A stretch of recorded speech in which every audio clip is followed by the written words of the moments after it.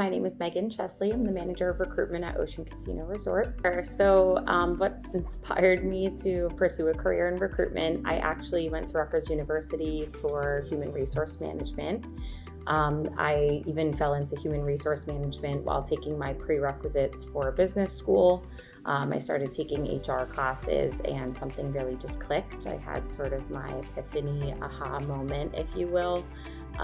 It felt just very natural and second nature to me. I think people are truly the backbone of businesses. And in order to pursue a career in human resource management, recruiting was my foot in the door.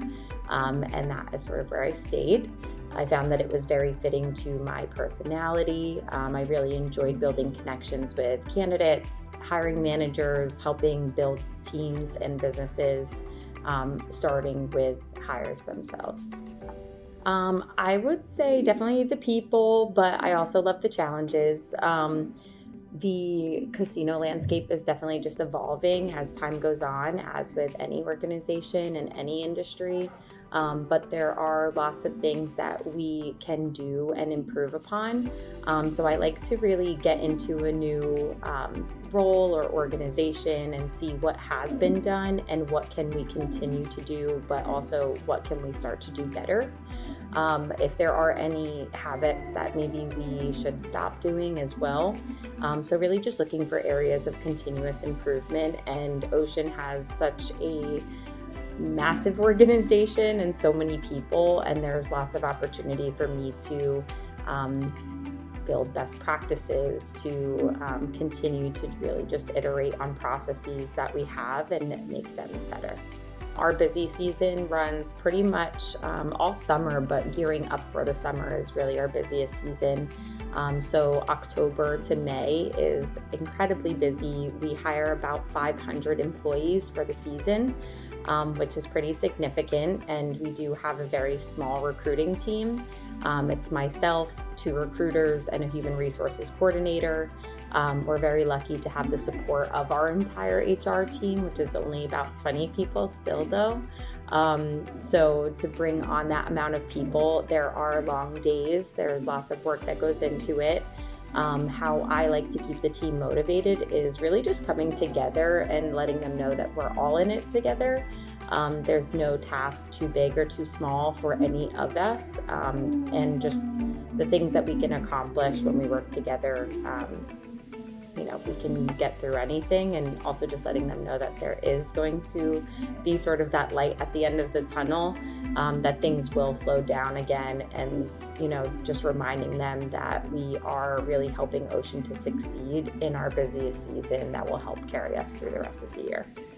I would say awareness, understanding, where their strengths are, things that they would continue to work on, and things that they would like to delve into deeper. I would say resourcefulness, so not necessarily asking for answers to be provided to them, but how they can use the tools and resources available to them in order to find answers themselves. And then I would also say just eagerness and willingness, and a good work ethic. There are not a lot of things that are going to be given to you. So to really display that willingness, eagerness, and a strong work ethic, I think that can go a long way. I love this question. Students oftentimes don't have professional working experience, or even exposure to a professional environment. So I always tell them to lean into their projects. Whenever you are assigned a project for school and you're picking the individuals that you're going to work with, or even being assigned individuals to being worked with, you might want to understand, what role are you going to take within there? Are you going to be a leader, or are you going to be a individual that will be a contributor to that team? What tasks do you gravitate towards and would you like to lean into? And then also being able to highlight some of those experiences and examples, whether it be working with a difficult team, whether it be taking a lead on a project, or even doing something that you haven't had experience in previously, and trying to, kind of provide an opportunity to grow and work on something that is outside of your comfort zone. So I would say diving into projects, and then also just networking and meeting with everyone that they can. If they have speakers at school, if there are teachers or guest speakers that come into classes, things like that, really kind of pulling on their experience so that they can get better insight to a professional environment. Absolutely. So all of our roles, we do offer training for every position. We do also have internships that definitely have a little bit more of that, I would say, mentorship and training environment, where you are maybe working as a full functioning member of the team, but you do have a little bit less of that accountability and have a true mentor and partner that's sort of working through that with you and ensuring that you're on the right path, and that you're if you're not doing the correct thing, how can you modify that in order to get steered back in the right direction?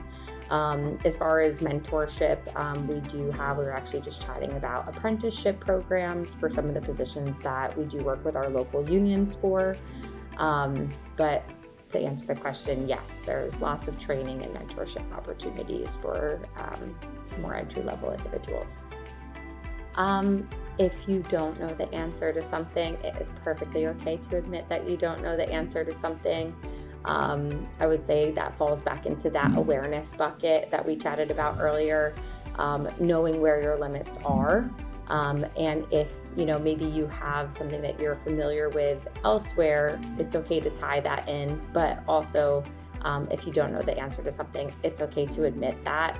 I think it's also very telling of how someone would be in a working environment, because if someone were to portray that they do know more than they actually do, that could lead to mistakes. So being aware of our limits and knowing when to ask for help or advice, or even an explanation. Anyone that's interviewing you is just a person. They might have a very fancy title. They might have gone to school for many years. They might have been in their position for a long time, but at one point, they were also in the same seat as you, just as nervous. And again, at the end of the day, everyone is just a person. So kind of removing all of the experience, or that they work somewhere that you might aspire to work, or having that fancy title and being in leadership. They're just a person just like you. Hospitality is a huge personality-based business. It's not just about what you know, it really is about how you interact and how you conduct yourself. We do work in a very customer service heavy business, from top to bottom. Even if I do not have direct exposure to customers, the way that I treat employees is going to be a reflection of the way that they will go then treat individuals within the casino. I would say that the personality is just as important, if not more important, than the technical skills.